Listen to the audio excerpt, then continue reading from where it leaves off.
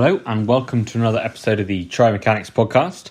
So this is another episode about the microbiome. So essentially this is kind of episode 2 really. This is starting to kind of put a bit of the information in that I'd like to kind of put out there about the microbiome, what we know at the moment, what might be important, what might not be quite so important, and essentially how you can start managing your own microbiome to improve health, performance and all those side of elements, or at least see what will happen, see whether things do improve, and see whether you get an improved quality of life by starting to think about managing that microbiome.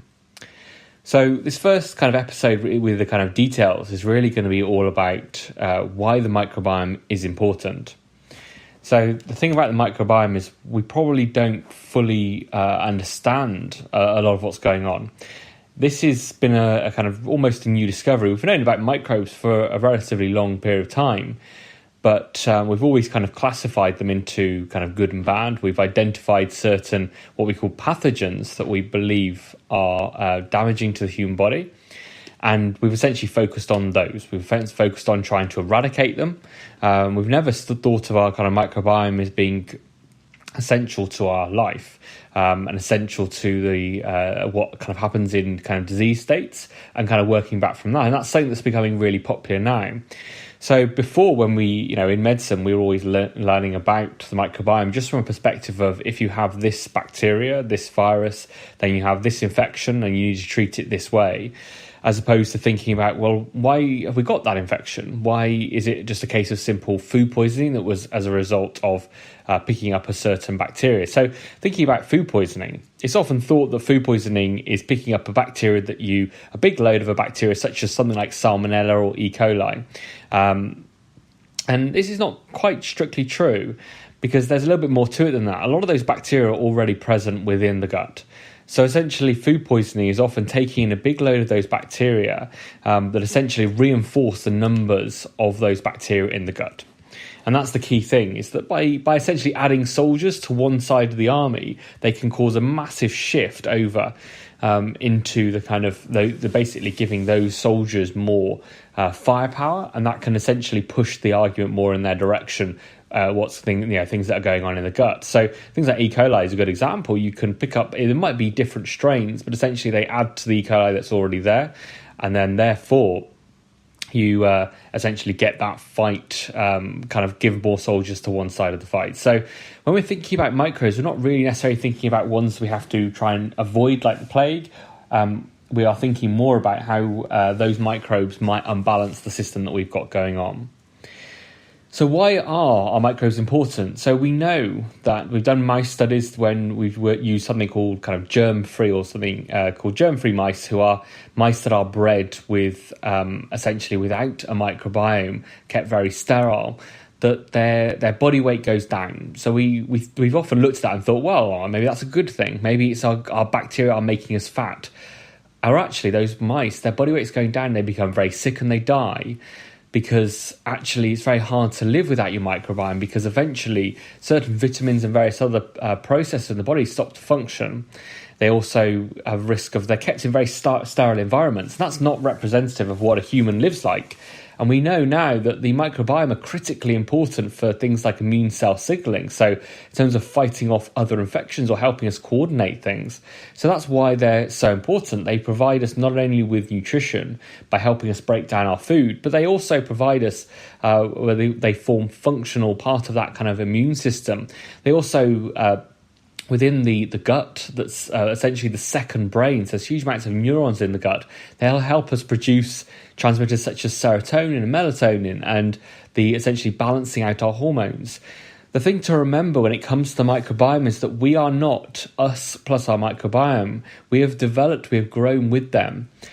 And the way I like to think about it is that we're living in an extremely toxic world now, and it's become more toxic over the last few centuries. And yes, we are living longer because we have the ability to keep ourselves alive for longer because of modern medicine. However, we're actually getting a bit sicker, really. If we look at the kind of basis of it, is that actually we are living in a very toxic world. Now, we have always thought of humans as having incredible adaptability, but we don't. What has the adaptability is the microbiome. They can change within a day to a change in diet. They can help us detoxify the pesticides and things that we take in, the various other chemicals that get ingested into our body, they're absolutely critical. If you think about how a baby is colonized with its microbiome and how critical it is to have a normal birth as opposed to C-section, and the fact that that microbiome is then also continually transferred through the development through breast tissue, and the breast milk as it's given to the baby increases not only the prebiotics, so the feeding stuff for that bacteria, something called galacto-oligosaccharides, but also the fact that it transports are actually bacteria in the breast milk that are given to the baby. We can see how important it is. And it's something that's been massively neglected. As I said, the main key reasons that we've got problems developing with that microbiome is the use of pesticides, the lack of the right kind of fibres that they want, the inulins, the soluble fibres, the fact that we then take in a lot of seed oils and various other inflammatory oils that they, like the omega-6 oils particularly, that have been damaged, and trans fats that they really don't like at all, that can cause a lot of damage. The fact that we then are potentially increasing in stress and various other things that also lead things like smoking and various other parts of our lifestyle that have led to essentially significantly damaging the microbiome, but also things like the use of antibiotics. It's almost impossible to find anybody that hasn't been on significant numbers of courses of antibiotics, and they cause a huge amount of damage because when they take away, they take almost everything away. They may take away the pathogenic or the bad bacteria, but almost always those bad bacteria have got other bacteria that they are damaged by those antibiotics that are actually very good for us and can cause significant damage. So microbiome, the bacteria we have are so important. They form part of it. For instance, our skin is covered in certain bacteria that stop other nasty bacteria that can cause abscesses and problems from growing. So when you overwash and over scrub your skin, it can actually cause more problems. So for instance, if you have a wound, you don't, apart from getting the bit of visible dirt and bits and pieces out, don't over scrub it, because actually that can take away some of the beneficial bacteria. Try not to use, it seems very counterintuitive to say not to use things like alcohol and various other things and swabs and disinfectants. But actually that could be the worst thing, because actually that could kill off the good bacteria that help stop the bad bacteria from getting a foothold.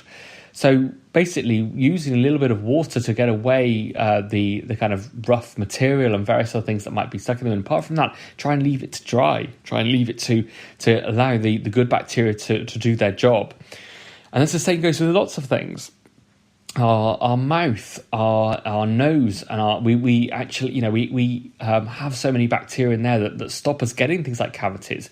Over kind of sterilization might actually lead to more cavities because we're killing off all the bacteria, and often the bad bacteria are relatively good at producing things to try and essentially harden themselves against that, whereas we often kill off the good bacteria really easily. So those are a few examples of why our microbiome might be so important. They help us digest food, they help us modulate our immune response and our response to infection, and they help us modulate our hormones and various other things. So you can see now why we wouldn't want to start killing them off. So I hope that gives a short introduction on why the microbiome is so important. In the next episode, I'm going to be thinking a little bit more around, again, focusing on what things we're doing to harm our microbiome and how we might start reducing the damaging effect of those things. And then we can start thinking about how you would rebuild a good microbiome, essentially by feeding the good bacteria, possibly by taking in a few bacteria that will help the process along. Thank you very much for listening, and see you soon.